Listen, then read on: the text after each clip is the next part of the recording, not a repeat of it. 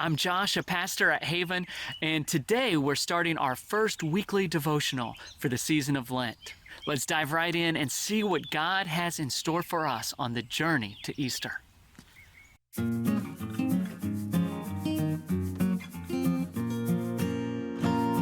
Today is Ash Wednesday. I know it may look a little funny. I've got some ashes on my forehead, but it's the 40 days leading up to Lent. And today I'd love to share with you a Bible story from the book of Matthew, chapter 4, where Jesus spent 40 days in the wilderness. Because Lent, what we're starting today on Ash Wednesdays, is the 40 days leading up to Easter.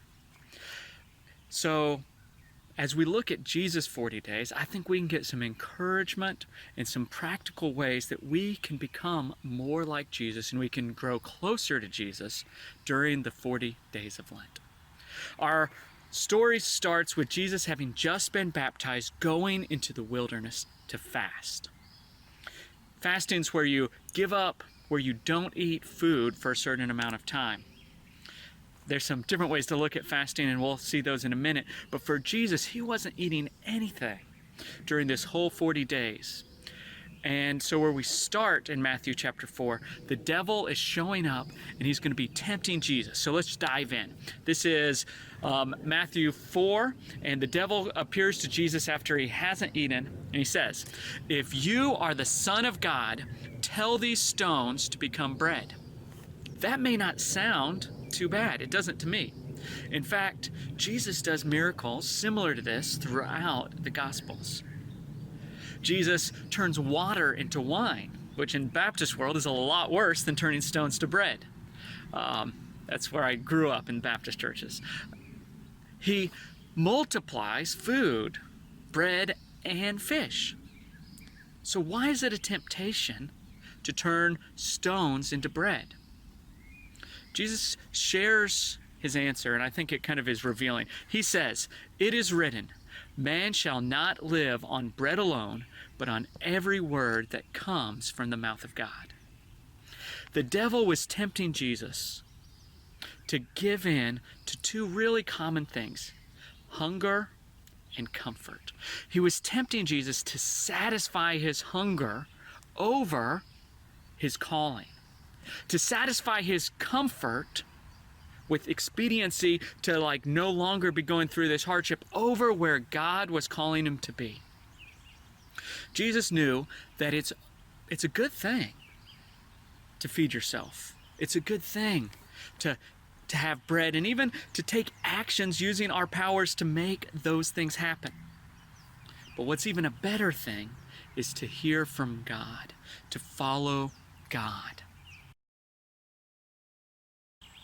All right, so let's get practical. What can you do to be more like Christ over the next 40 days? Here's a suggestion. What if you join Jesus in fasting and listening to the word of the Lord? Now, I'm not suggesting going the full Jesus. I'm not suggesting that you don't eat anything. I'm saying, how about a smaller fast that allows us to experiment with not satisfying our own hunger and comfort, and seeing if we can hear God better. This could be giving up not eating something that you like. For me, my plan is to not eat meat on Fridays and to try to consume the word of the Lord every day. See, I love meat, and that's going to be tough. For you, that may be easy. You might be a vegan already. It could be not drinking sodas every day.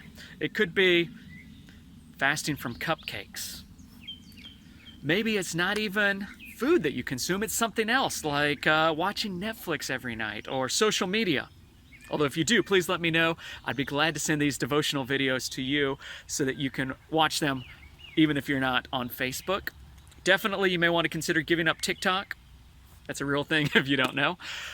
Whatever you do though, whether it's food, entertainment, social media, if you fast, don't just choose not to consume that. Don't just say no to that. Jesus wasn't saying to the devil, "I'm saying no to bread."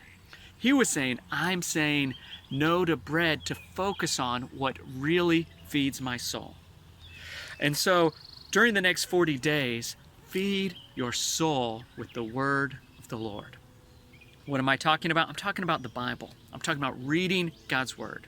I'm talking about prayer, talking to God and listening to God, allowing silence in prayer where we open our hearts to hear from the Lord. It's easier said than done, and you may realize, if you're anything like me, that when you start to do this, that you see yourself in a new light, a worse light. And I think, I'm a lot worse than I thought I was. People watching this may be thinking, well, I already knew that, Josh. That's true. But when you choose to fast, what I realize is it's hard. Because I live for myself on a daily basis. And satisfying my own hunger and comfort comes natural to me.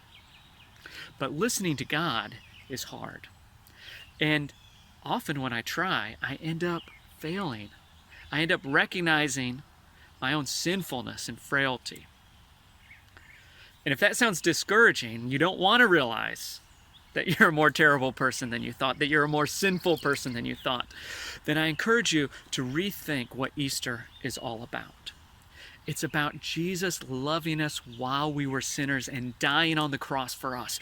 It's about the power of the resurrection, that Jesus conquered sin and death itself, so that we can face these tough realities and experience true life and true hope. So whatever you choose to do this Lent, whether it's fasting or not, I hope that you can face some tough realities about yourself. You can face them with honesty, and above all, that you can experience the deep and profound love of Jesus Christ.